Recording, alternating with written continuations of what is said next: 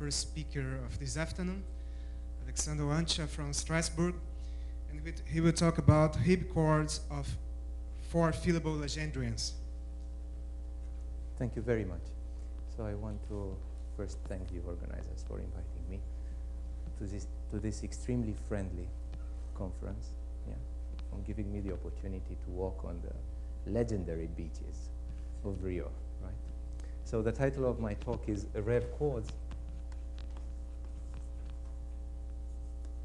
for fillable Legendrians.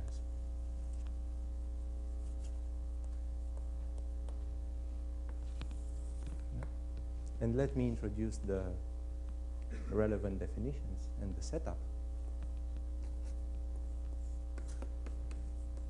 and give some motivations.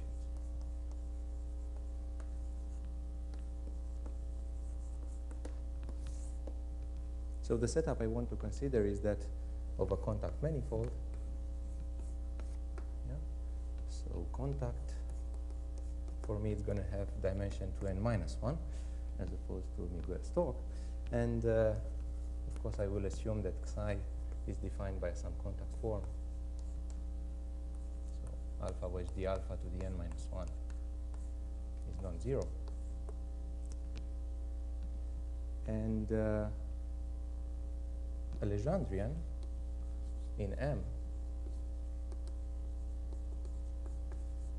is a submanifold of maximal dimension, which is tangent to psi. And that maximal dimension is n-1. Yeah? It's L, submanifold, tangent to psi of dimension n-1. Yeah?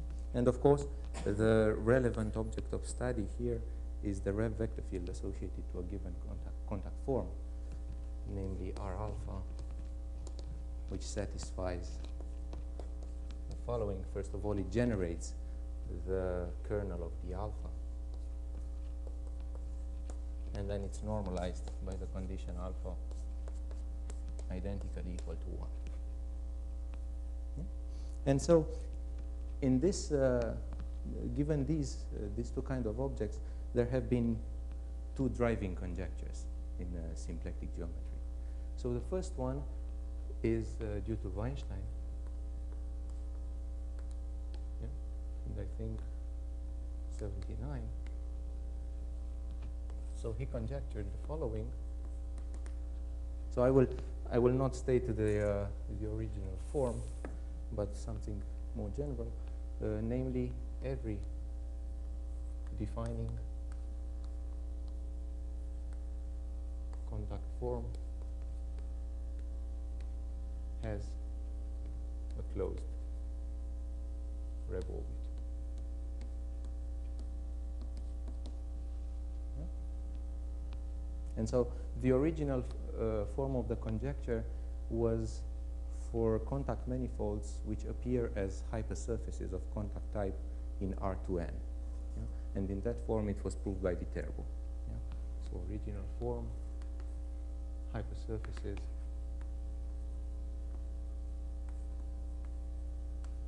of contact type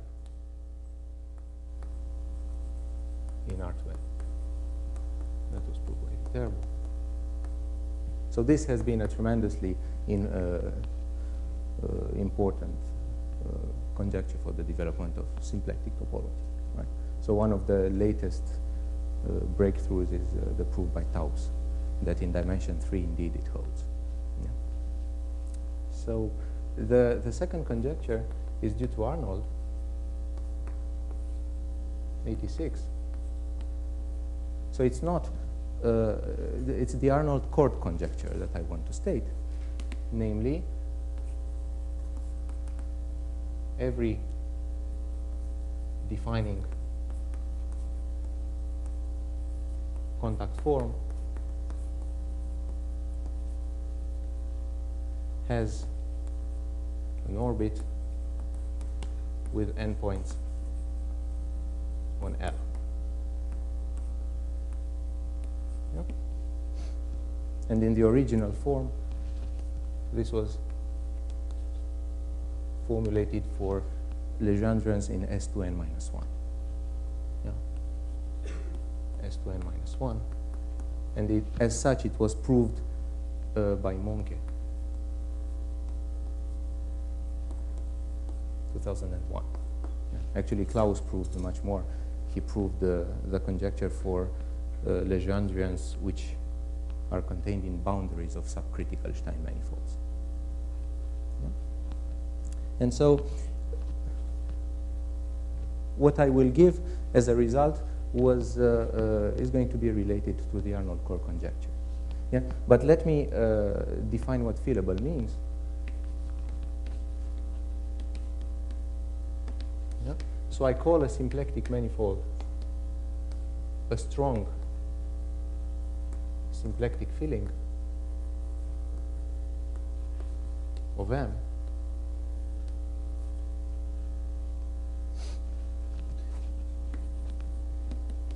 if M appears as the boundary and near the boundary, omega can be written as d lambda with lambda contact form, positive contact form for psi. Yeah? And then I will call, in case I'm given a strong symplectic filling, I will say that a Lagrangian submanifold is a filling of a Legendrian in M simply if the boundary of L is the Lagrangian is the Legendrian. Right? Is a Lagrangian filling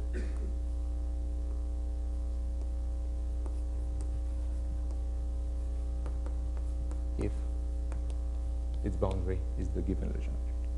And what is going to be also very important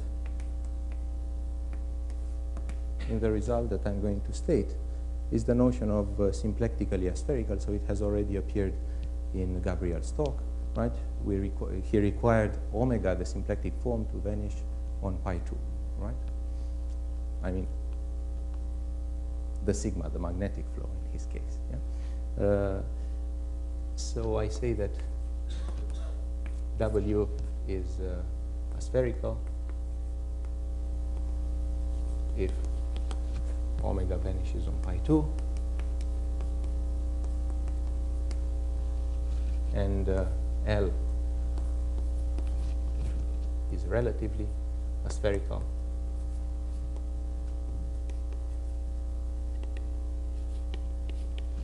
if omega vanishes on the relative pi 2. So there's a huge interesting class of aspherical manifolds, namely exact symplectic manifolds.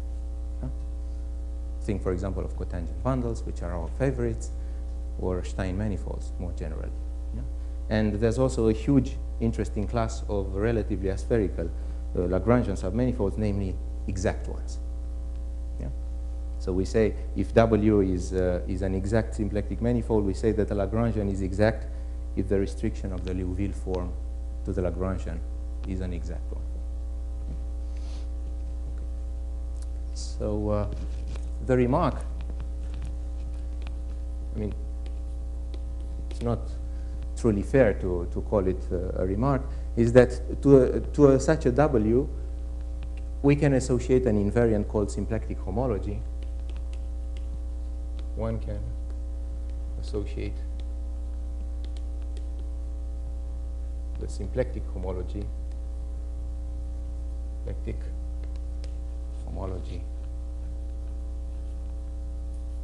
ring, which I denote as a star W. Yeah. So it's not a remark. I mean, this construction has been already hugely successful. It has originated with work of Chilibach, Fleur, and Hofer, and then Viterbo gave a much more intrinsic definition, and then Seidel made absolutely crucial contributions to the story, in particularly in singling, emphasizing the role of the ring structure. I should also mention Mark MacLean.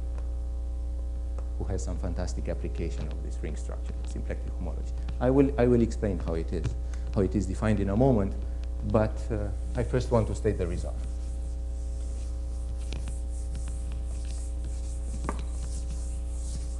So the theorem is the following. Yeah? So assume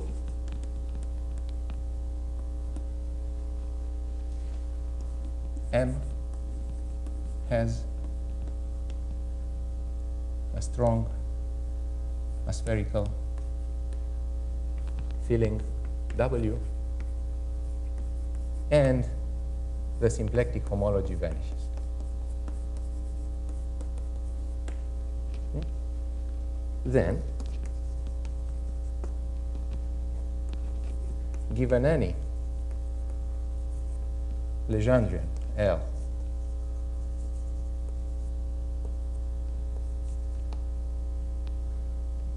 which has an aspherical Lagrangian filling,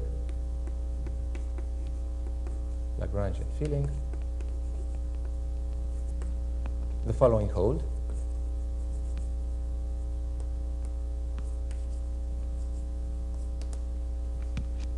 First statement is that any defining contact form possesses at least one Reeb chord with extremities on L.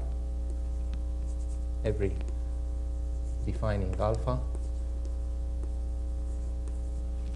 has a Reeb chord with endpoints on L.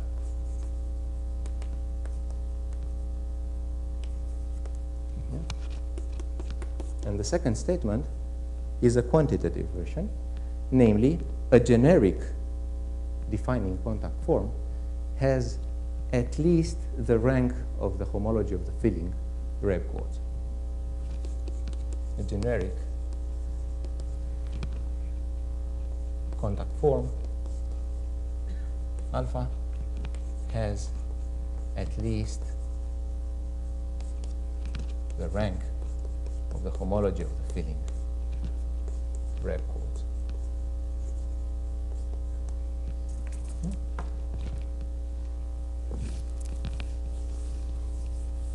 So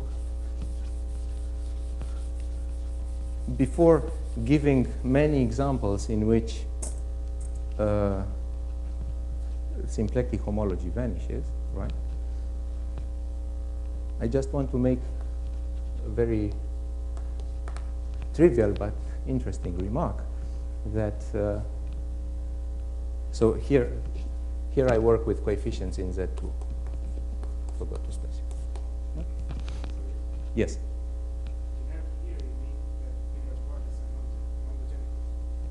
It means more. It means that the Reeb chords are non-degenerate, and it means that the endpoints of the Reeb chords, of every of these Reeb chords, are distinct. So the Reeb chords that we're considering are not closed Reeb orbits. I choose the contact form generically so that the closed Reeb orbits, if there are any, avoid the Legendrian. That's what generic means. Yeah? And this is actually important. So in general, it's very hard to get multiplicity results. If you work in the closed case, if you work with loops, why is that hard? Because a loop you can iterate. Yeah? But now a Reeb chord, if it has distinct endpoints, you cannot iterate. So that's, yeah. And this will be based on some homology where the generators are represented by Reeb chords. Yeah? Yes. Yes. Yes. Yeah. So the remark is that the rank of the homology of the filling is bigger than 1/2 the rank of the homology of L. Yeah. Why is that? Well, you just write the long exact sequence of in homology.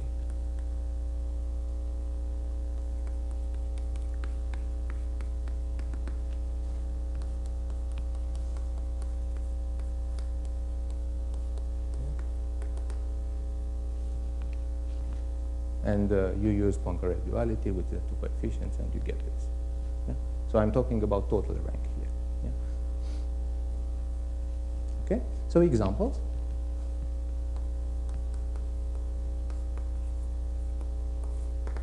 Yeah? The first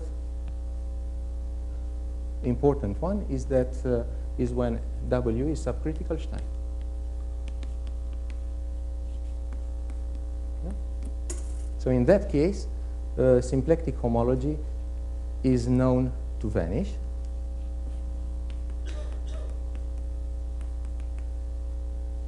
As it was proved by Chilibach. Yeah? The way you should view it is that a subcritical Stein you can present by successive handle attachings, and when you attach a subcritical handle, symplectic homology does not change. Yeah? So if you start with a pole for which symplectic homology vanishes, then you still stay to 0. Yeah? So another, so maybe I should mention that in this situation, there's a recent work of Econ.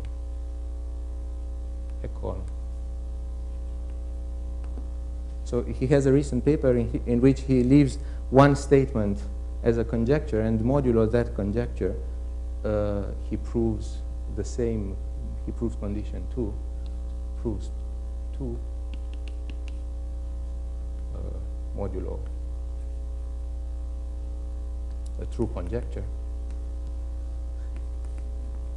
Yeah, it's just a matter of working, not of doubting.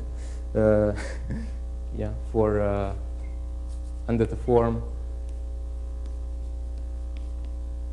that number of rep codes is bigger than 1/2 the rank of the homology of the Legendrian, and without the fillability assumption. Yeah. Then another important example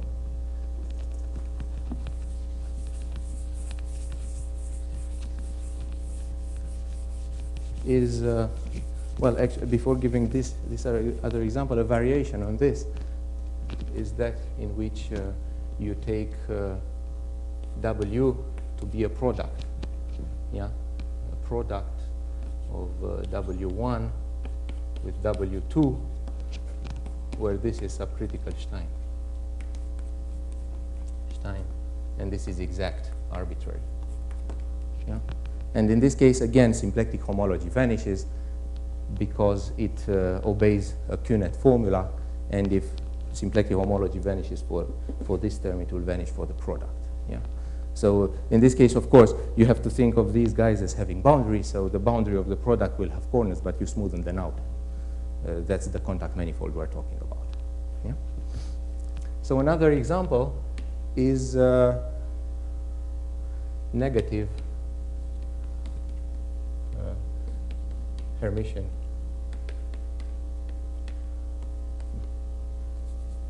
line bundles or disk bundles.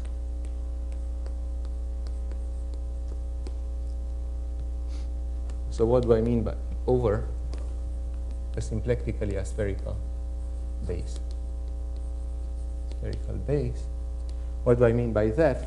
You take a Hermitian line bundle, yeah, with a Hermitian connection such that the curvature is a negative multiple of the symplectic form on B. Yeah? So you take F is, for example, minus omega. Yeah? So in this case, you can take the unit disk bundle. Yeah? So this is curvature.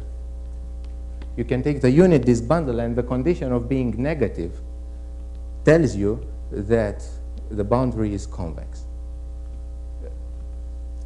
And so you can take D to be V in E of norm smaller than 1. Yeah? And then you can take SD, which is the boundary. Yeah? And that's the contact manifold we're talking about.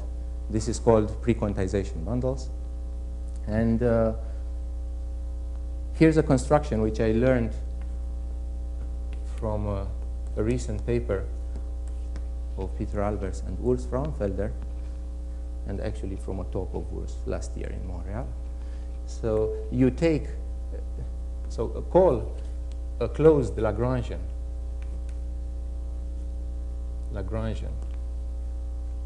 L in B, Bohr-Sommerfeld,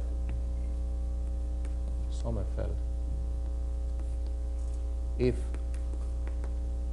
the holonomy of the Hermitian connection is contained in plus or minus 1.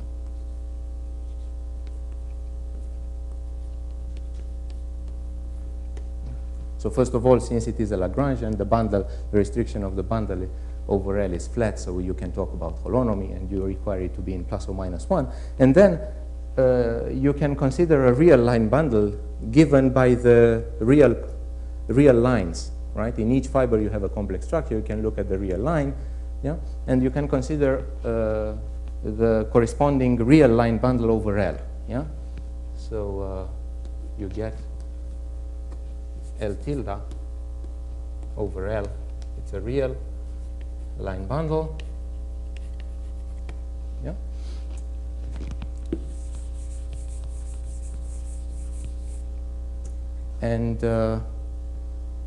And that's it. And the Legendrian we're talking about is the boundary of this real line bundle. And so the statement that we prove here is that a generic contact form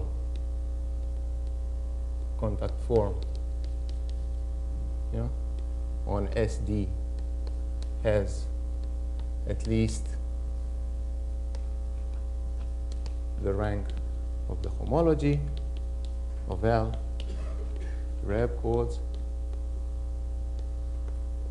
with endpoints on this Legendrian. And actually you can do the same. You see here you have a Z2 action, right? You can by the antipodal map, and you can quotient out provided you consider S1 invariant contact forms. So a generic S1 invariant contact form on SD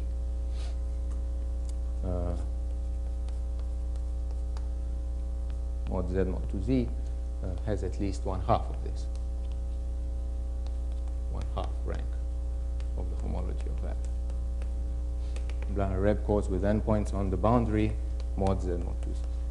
I mean, I make a slight abuse of notation. When I say S1 invariant, it means that I now on SD mod Z mod 2Z, I have passed to a quotient. Yeah?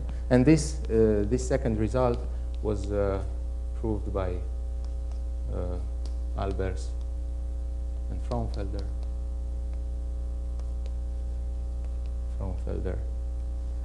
for a non-generic class of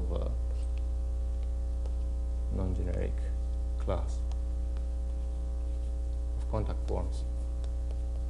forms, and also modulo tensoring, considering modulo taking large tensor powers of E, taking E to some large tensor power. But the result that you prove is stronger because you get more than this. This is the homological counterpart. Okay. So finally, a last remark. One way to get this kind of aspherical Lagrangians, right, which intersect the boundary along a Legendrian, is by looking at Lefschetz vibrations and considering the Lefschetz thimbles. Yeah, that's a very important way of getting them. So we mark such L's often arise as Lefschetz thimbles.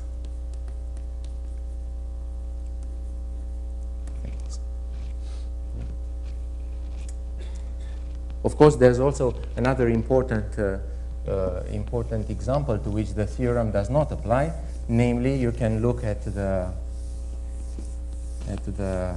cotangent bundle and then take as a is a Lagrangian, a cotangent fiber. But symplectic homology of the cotangent bundle, as it has been already said, at least twice, is essentially the homology of the loop space. So it's not at all zero. It's quite the opposite. All right. And finally, there's also another interesting remark. So there's very recent work, like 2 months old, of Seidel with Majdansky, which points into the following direction. Whenever you have an exact manifold, you can find in the same diffeomorphism class, yeah, an exact symplectic manifold which has vanishing symplectic homology. So symplectic homology may vanish in many, many cases. So they proved this for the cotangent bundle of spheres. Yeah. So they construct symplectic manifolds which are diffeomorphic to the cotangent bundle of any sphere, but which have vanishing symplectic homology. Yeah. So, all right. So what about the proof of the theorem? Yes. Yes. Yes. Oh, you don't know? No, of course not. Yeah. Yes. I think the general conjecture would be for a given Legendrian and for a generic contact form, you have at least half the rank of the homology of the Legendrian, and under the presence of a filling, you should have at least the rank of the homology of the filling. That's, yeah. But I have no idea how to prove that. It's completely out of reach for my imagination yet. Yeah. So let me, so this symplectic homology is, I'll try to briefly make it less mysterious, because I am aware of the fact that I have asked a lot of you, namely, accept 10 minutes of talking without explaining what that invariant is. So, and proof of theorem.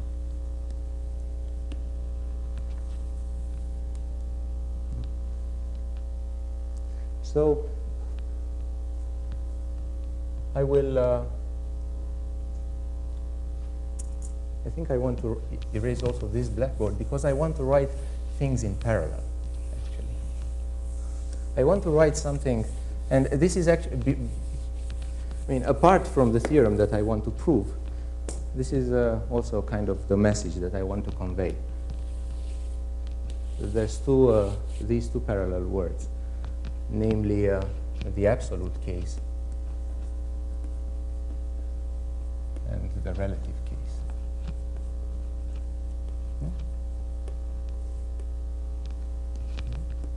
So already it has appeared, like the Weinstein conjecture is something about loops, right, about closed orbits. The Arnold core conjecture is something about chords, right, with endpoints on a Legendre. So you have Einstein, and then you have Arnold chord conjecture.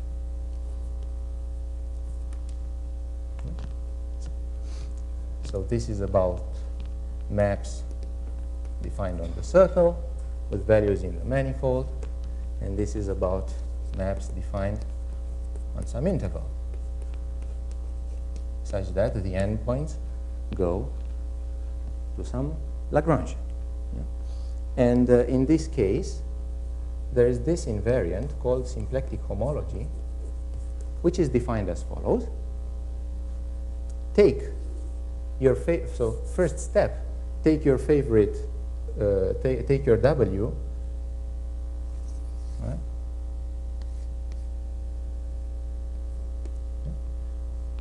Because of the contact type condition on the boundary, you know that the symplectic form here can be trivialized by the Liouville flow. And it can be trivialized as d of R alpha, let's say. Yeah. And so you add a semi-infinite cone, which is 1 infinity times boundary of W. And that's what I call this union, I call W hat. Yeah? So this is a trick. Yeah? You just want to get rid of the boundary. So you insert here half of the symplectization. And then you consider the following class of Hamiltonians. So this is R equals 1.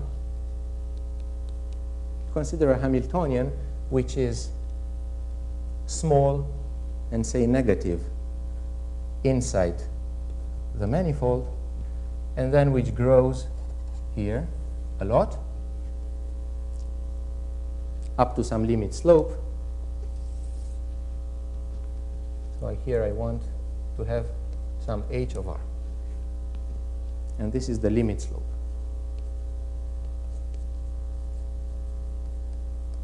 Yeah? And so I continue my parallel here.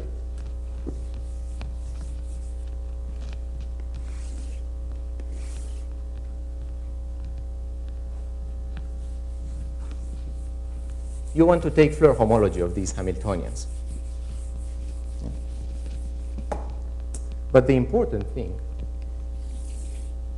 is that when you compute the Hamiltonian vector field, you see, depending on the conventions, that it's given by the derivative of this function h times the Reeb vector field. Yeah? So what does it mean? It means that if you look at periodic orbits of h of period 1, yeah, you're going to see closed Reeb orbits of period less than the maximal slope. Yeah? So one periodic orbit of xh, I mean in symplectization, is the same as closed Reeb orbits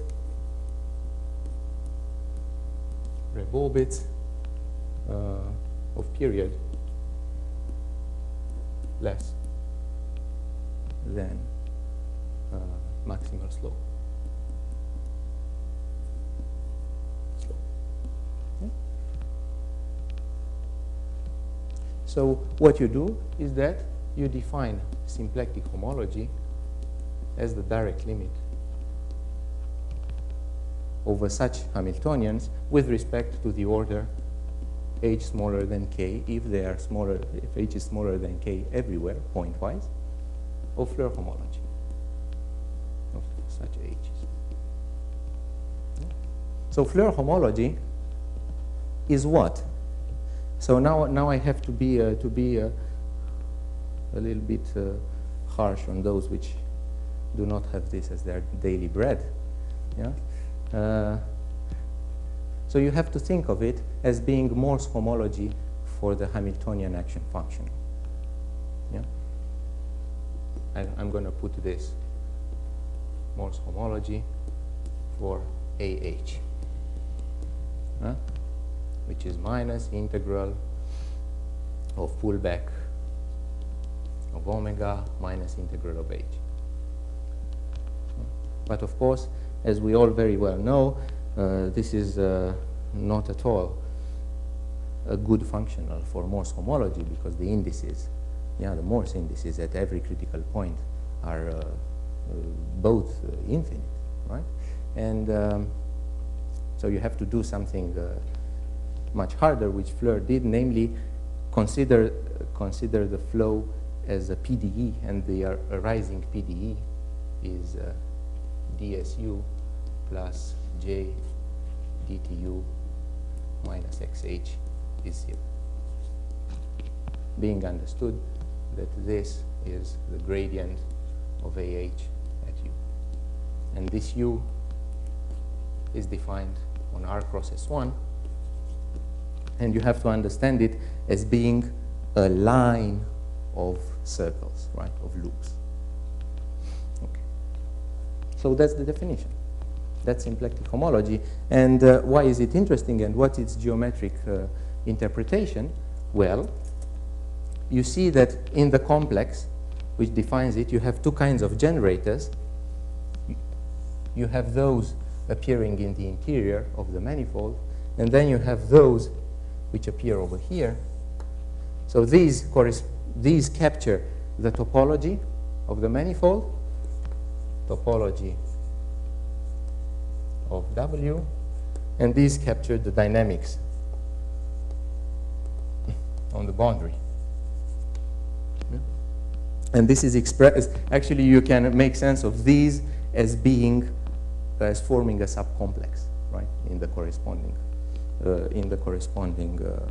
chain complex, and the other ones form a quotient complex, and the result is a long exact sequence of this form. You have the homology of the manifold, then you have symplectic homology, and then you have the part which is generated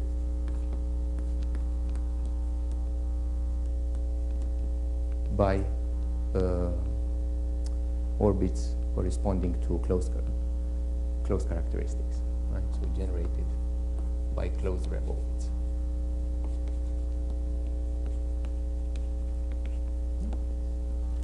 So outcome, if the symplectic homology, right? So the meaning of this triangle should be, you should understand it as follows: assuming everything is Z graded, you have a map which is a degree 0 map from here to here, from here to here, and then this one lowers degree by 1, right? So you should understand this as a long exact sequence, yeah. But it's a concentrated way of writing it.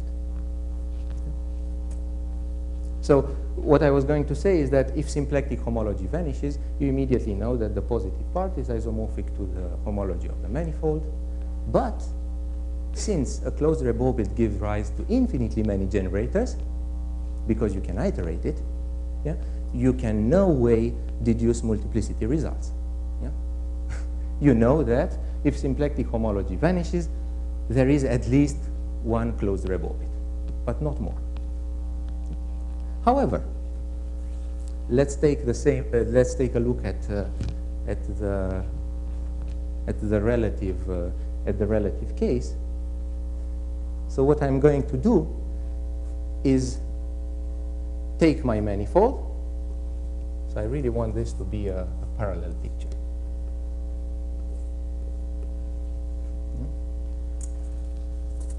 So this is my manifold here. This is my Lagrangian, which maybe does something. Yeah. And then I complete it as well. I add to it a trivial cylinder over the boundary. Yeah. So this is L, this is L, and this is 1 infinity cross L. And you can arrange that by a small deformation, that the Lagrangian really is a product in the neighborhood of the boundary, a product of this Legendrian manifold with a small interval with respect to this trivialization. So you do that, and you find yourself with a non-compact Lagrangian now, but one should not be afraid of non-compact Lagrangians, right? Because cotangent fibers in cotangent bundles are very non-compact. Yeah?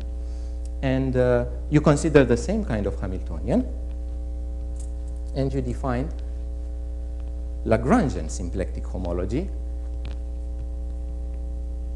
Lagrangian symplectic homology. I mean, I want to call it for this lecture, and maybe on other occasions, Lagrangian symplectic homology, but it's not my invention. It's Fukaya, Seidel, Smith, and then Abu Zaid and Seidel, who made sense of it. under the name wrapped Floer homology. Yeah. So how do you define it? Well, you set limit over the same set of Hamiltonians of Lagrangian Floer homology of L hat with the image of L hat under the time one flow of H. So this is now Lagrangian Floer homology. Floer homology. So what happens when you do? So first of all, L hat is my big thing here. Yeah. And what happens? Well, in the interior of the manifold, your Hamiltonian is very small, right? So essentially, you are just perturbing. Let's say you are making transverse your Lagrangian to the initial one. But then, as you are here close to the boundary, the Hamiltonian becomes very large. Yeah? And then the Lagrangian starts wrapping around. That's the motivation for the wrapped word here, which is extremely suggestive. Yeah? So you do something like this. Right? I mean, you take each branch and you start wrapping it around a lot. Yeah? So what will happen?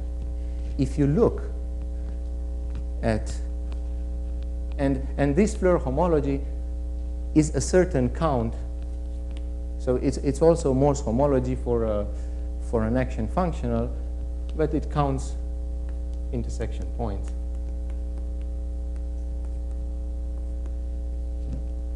And the equation now is the following.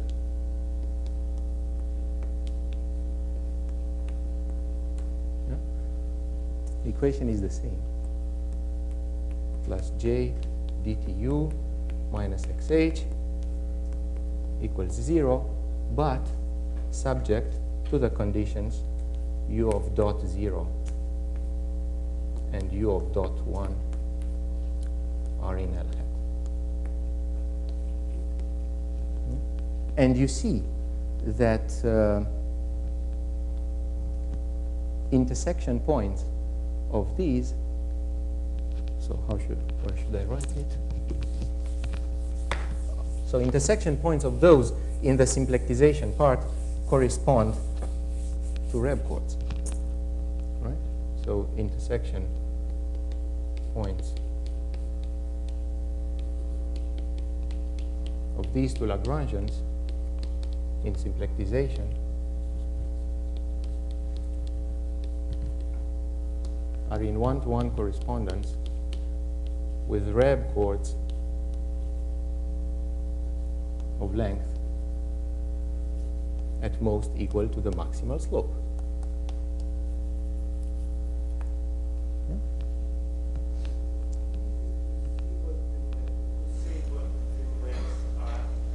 What are the maps?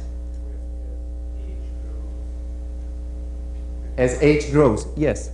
Yes, the maps are the following.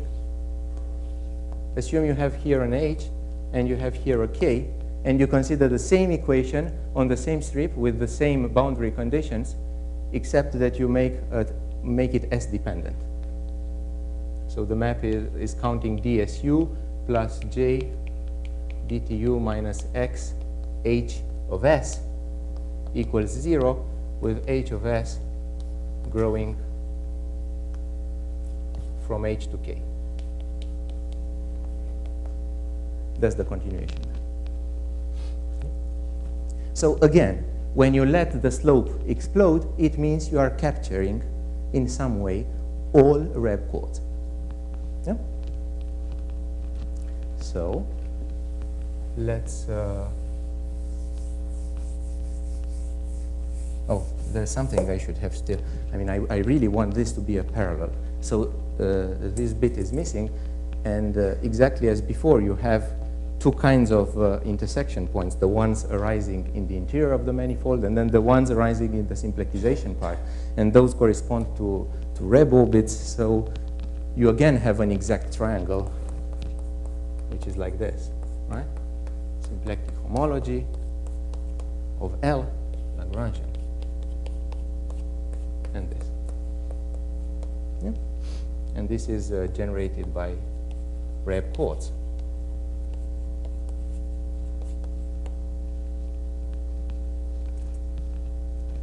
So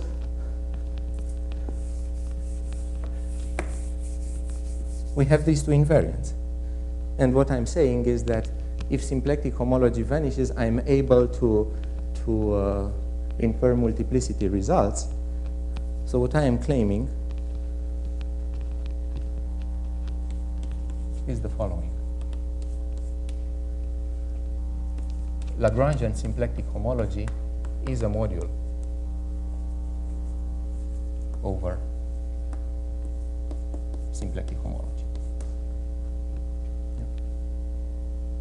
This being endowed, this is unitary ring with pair of pens.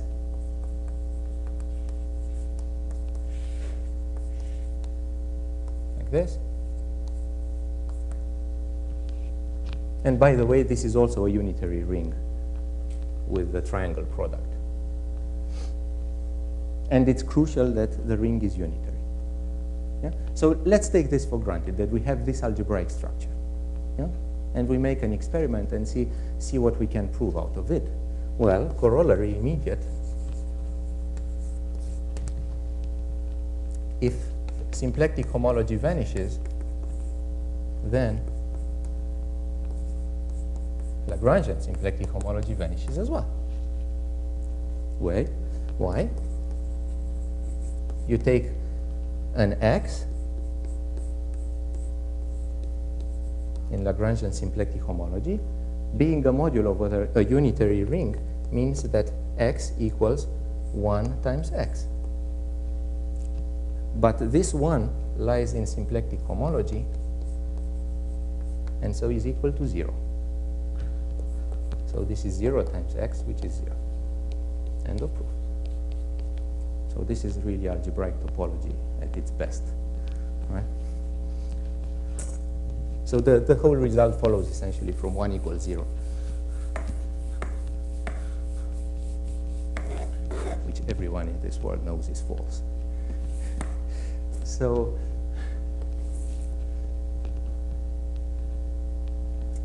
how, of course, it's just the same reasoning as before. If symplectic, Lagrangian symplectic homology vanishes, then this term goes away. Therefore, the positive part is isomorphic to the homology of the manifold. And hence, you have at least the rank of the homology of the Lagrangian, of the filling generators, right? But the generators you cannot iterate. They are chords, right? So you have at least, this proves the theorem, right?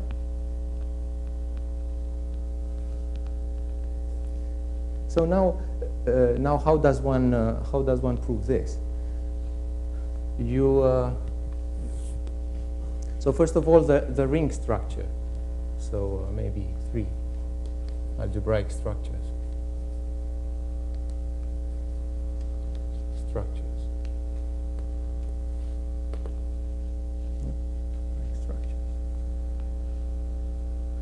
So on symplectic homology,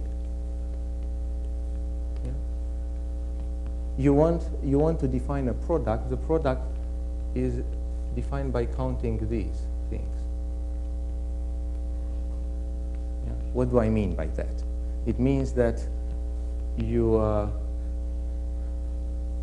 let's say,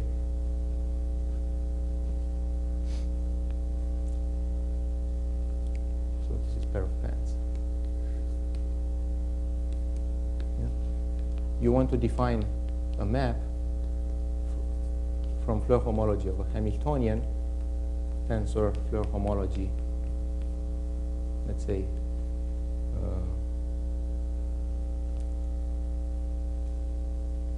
Hamiltonian with maximal slope A and a Hamiltonian with maximal slope B,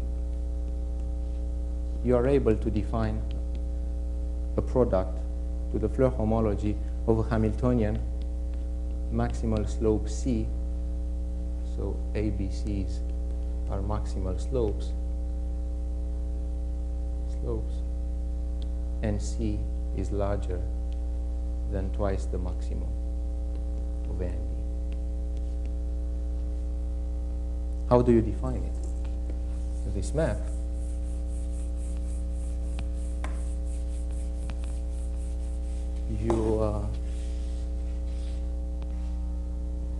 you take two generators, right?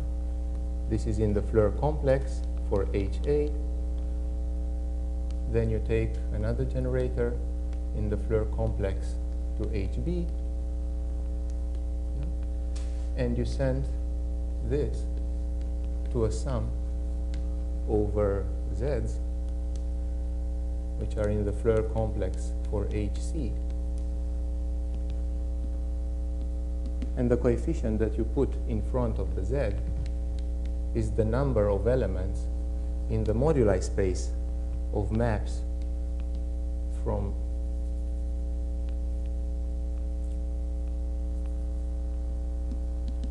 CP1 minus 3 points to W hat, such that they are asymptotic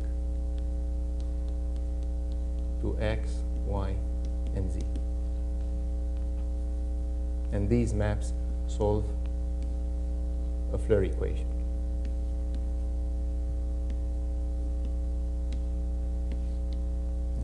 So, for all those who have worked a little bit with symplectic homology or Rabinowitz-Floer homology, they know that it's not easy to define maps precisely because you have to ensure compactness, right? So you have to be very careful on what is the equation that you are putting on your Riemann surface. So the way I want to so general fact. How do you possibly define a meaningful Floer equation on a Riemann surface, right? So if sigma is a Riemann surface, what you need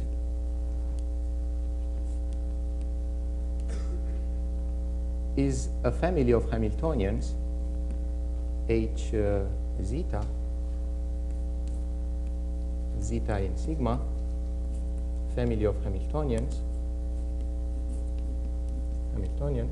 and you need a 1-4.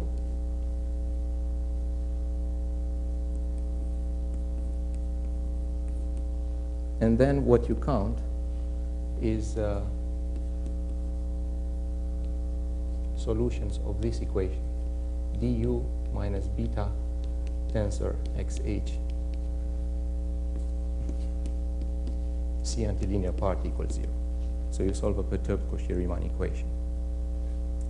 And what you need in our setup, in order for this to make sense, if all these Hamiltonians have, say, outside of a compact set are linear or depend only on R, right? So say outside compact set, the H zetas depend only on R,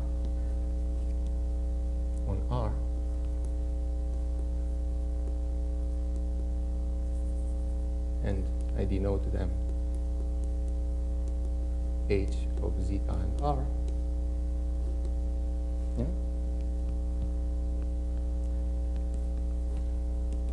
This is okay, meaning that you have compactness.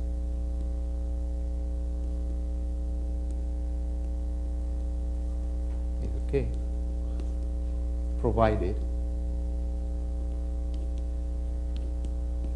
d of beta dh by dr is positive. So this is a two-form on the surface, and the Riemann surface comes with a preferred orientation.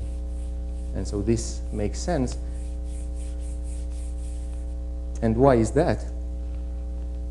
It's a computation that you have to make.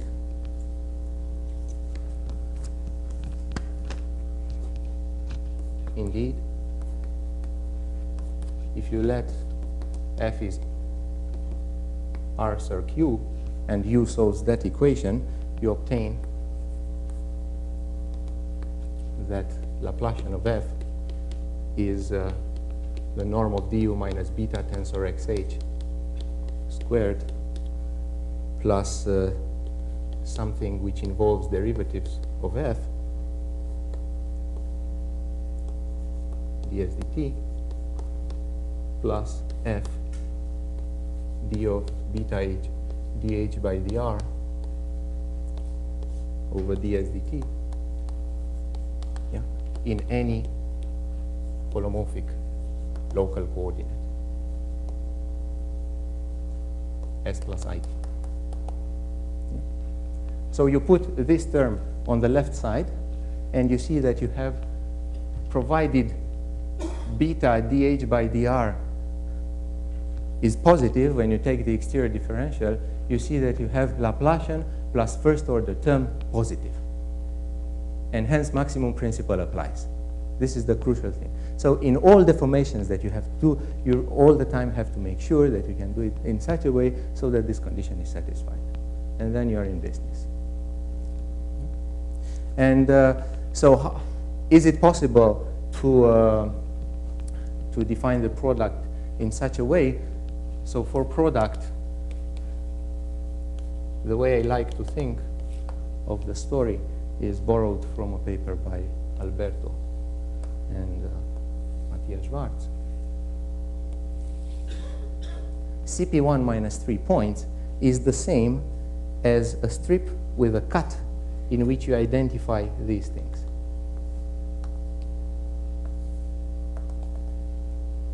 Yeah? And you will take as a form beta dt, where this is the t coordinate. Sorry, this is the t coordinate. That's what you're going to take. And you are going to take here h everywhere. H is constant equal to some h. So what do I mean by that? Instead of taking some HA, HB, I can assume that the maximal slope is the same, right? I can increase one until it hits the maximal slope. Let's say they are equal. And then I find myself with the same Hamiltonian, but on a strip twice larger, which is the same as considering the Floer equation for the double of the Hamiltonian. And that is why you really need to increase the slope for this map to be well defined. It is. So this will make sense, how to say, in an invariant way, only if you go to the limit. And so for the module structure, you will do a very similar thing.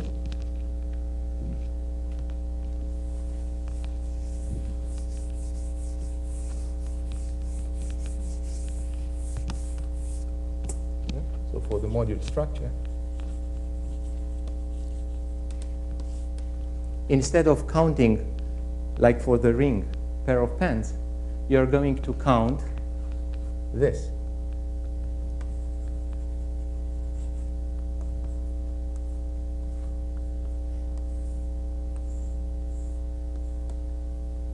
What do I mean by that? To define the module structure, I have to take an element x, which is a generator of the Lagrangian symplectic homology. I have to take an element y, right, which is in symplectic homology and corresponds to a closed orbit.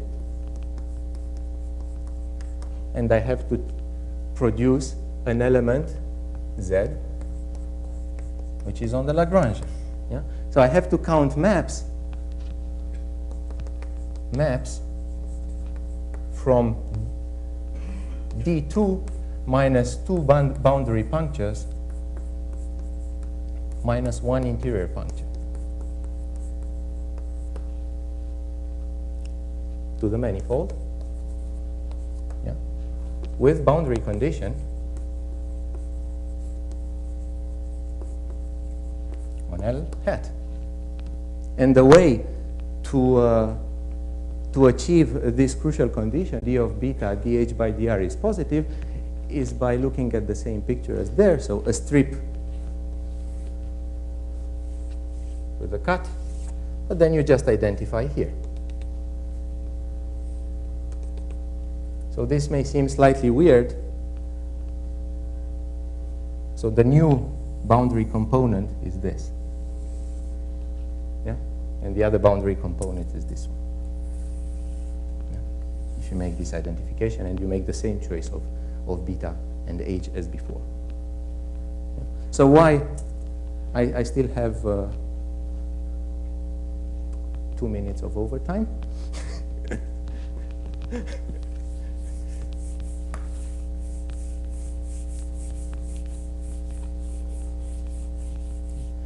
Why does this define a module structure? Right? So you need to show.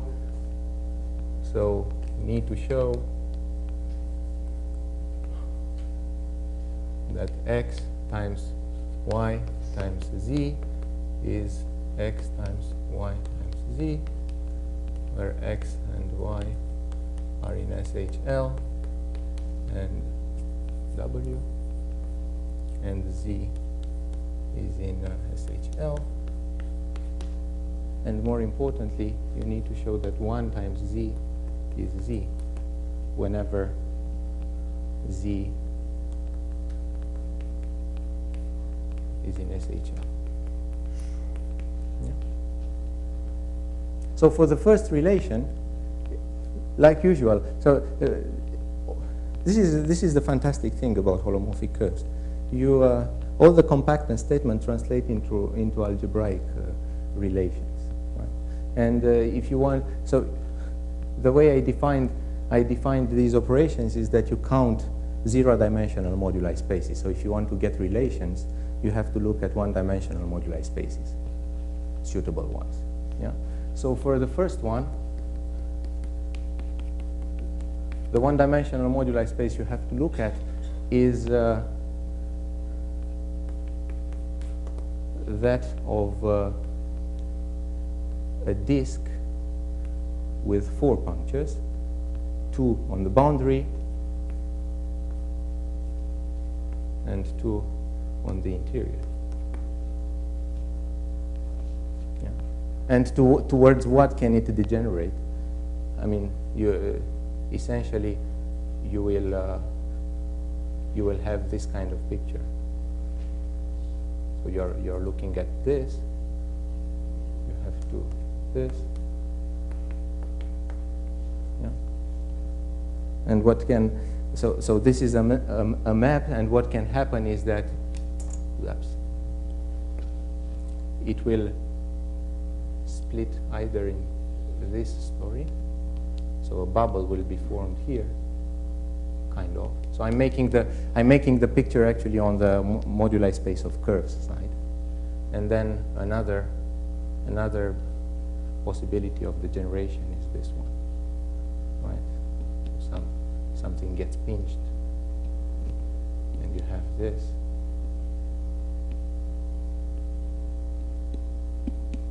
Yeah. And then you have others, which are not so, I mean, they are important, but not as much, like this one.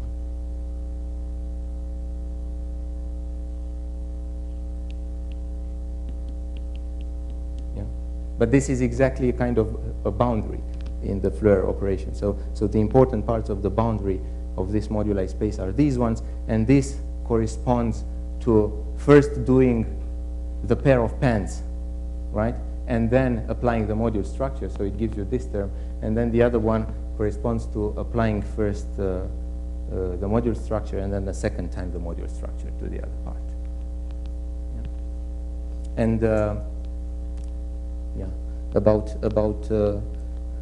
the one, I will just say that it is given by a count of holomorphic planes, again solving a suitable perturbed Cauchy-Riemann equation. And so about this, what's the unit? SHW. This is given by a count of holomorphic planes, like this. So this is a puncture, right, which are asymptote, or if you prefer, like this. Yeah.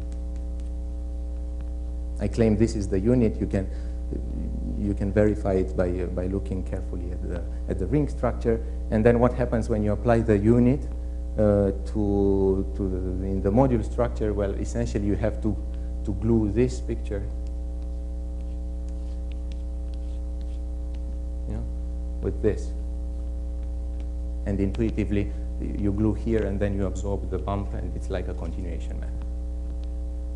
So that's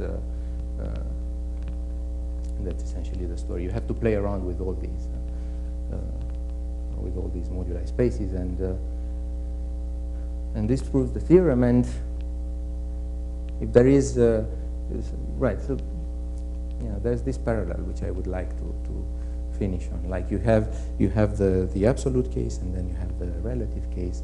It's fantastic when you look at the relative one as being a module over the absolute one. And maybe the philosophical way to view it is the following: like the group of symplectomorphisms acts on the set of all Lagrangians. So the algebraic way to view this is that any invariant associated to a symplectomorphism will induce a map or act on any invariant you construct on Lagrangians. And this is an instance where I take an algebraic invariant associated to the identity. That's how symplectic homology should be viewed. It's some invariant associated to the identity symplectomorphism, and it's going to act on a Lagrangian. That's how it translates. That's how I actually like to view it. And then you can really free your imagination and see that this instance, right, this paradigm will manifest itself in really many, many other situations. Right? And another important case, actually it was a source of inspiration for me, is the work by Biran and Cornell, right, which do the same, right? I should have said that from the beginning, because it's this story is actually the open counterpart of what they did, namely put on closed monotone Lagrangians a structure of module over the quantum homology of the ambient space. Okay, so I will stop here.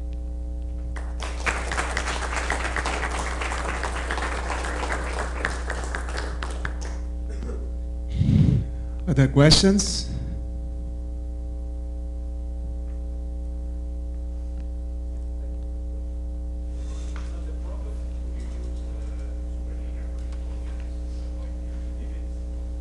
Well, actually, the way I the way I view it is with direct limits. But I think you could also use superlinear Hamiltonians. Yeah, I guess so. I mean, at least if it's quadratic, right? I mean, you have to use a class such that when you multiply it, twice the Hamiltonian will necessarily be in the same class. Right. Yeah. There's a small caveat, right? I have not. There's this maximum principle, and then there's the story on how to make the small orbits form a subcomplex, right? I have not assumed anything like exact, right? Only symplectically aspherical, and the way I proved that the other guys form a subcomplex is by some version of the maximum principle. So I haven't, I mean, I'm sure it works if you constrain the non-constant orbits to be close to the boundary. Yeah, probably it should work in general. Yeah. More questions? Comments? Okay, let's thank Alex for this very nice talk.